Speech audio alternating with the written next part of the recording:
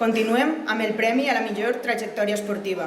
Aquest premi valora la vinculació de persones a les entitats esportives de Benicarló, més enllà de la pròpia pràctica esportiva, sinó que, a més, reconeix la vinculació a la seva entitat com a directiu, monitor, entrenador, delegat o simplement col·laborador habitual del dia a dia de cada club esportiu.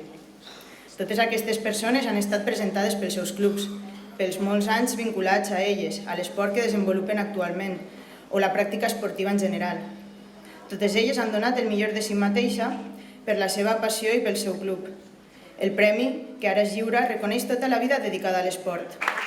Enrique Vallarriaiza, del Club Handbol Benicarló.